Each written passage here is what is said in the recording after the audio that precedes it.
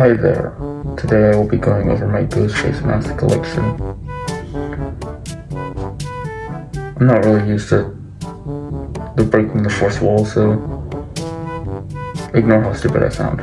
Anyways, now that corny intro's out of the way, let's go over my mask. So,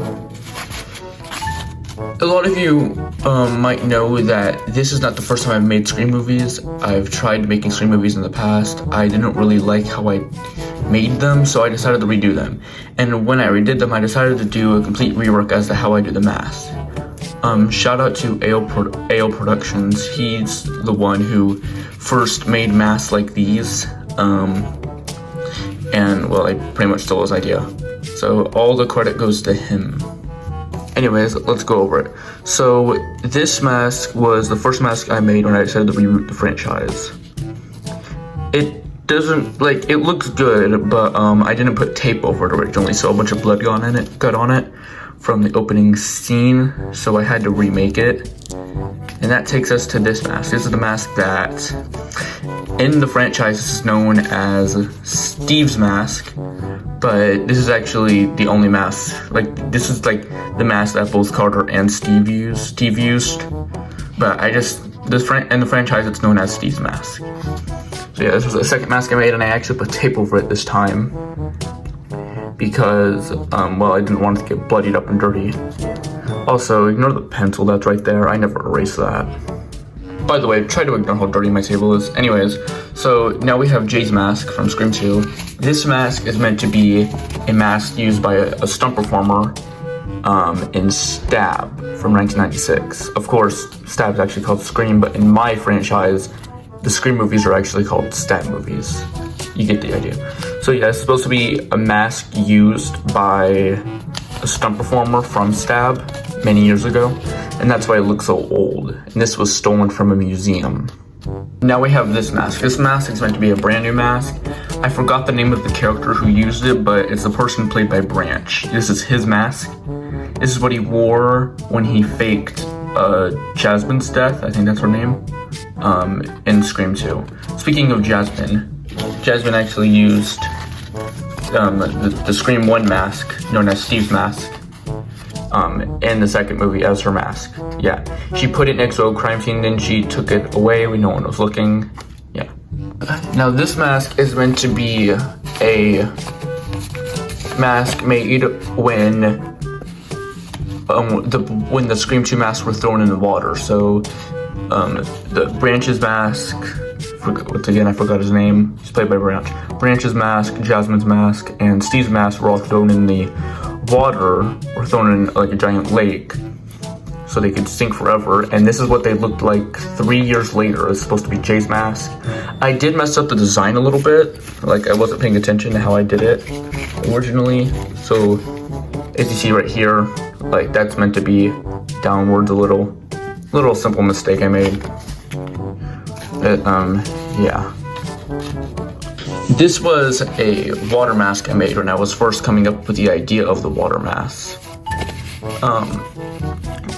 It doesn't really look that good. It's not really supposed to resemble any of the killer's masks. This was just an original, what it looked like when I was planning it out.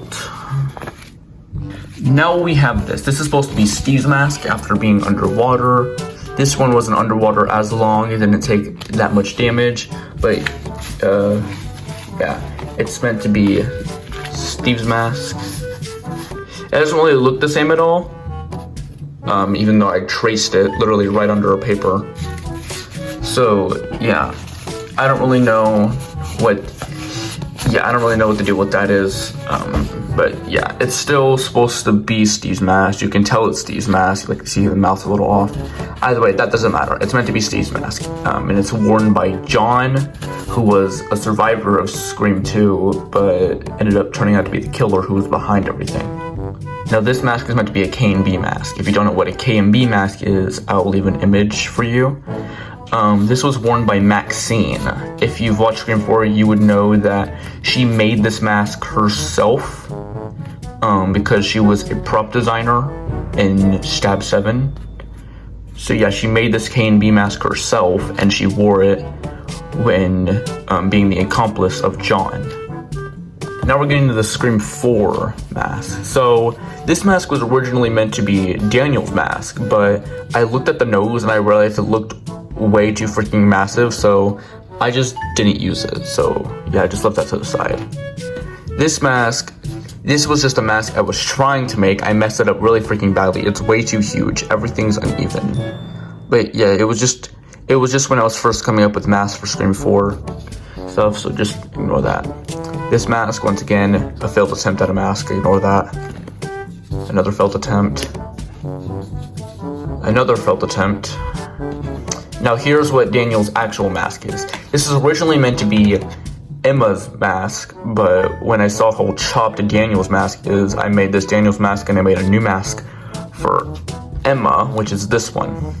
You can see that it's not fully around, like it's not going fully around the eye like these ones are. Again, that's another thing that AO Productions did originally.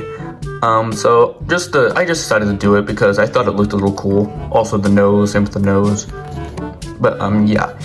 I got a lot of my mask ideas from AO Productions. He's like a top tier executive producer for me. Like, my Scream movies wouldn't be nearly as good without him. So yeah, go check out his channel. He really tries hard with his videos. And yeah, he helped me a lot when coming up with ideas for masks and stuff. Alright, now we have these masks. These masks are meant to be masks that Daniel made with his sister's prop making machine.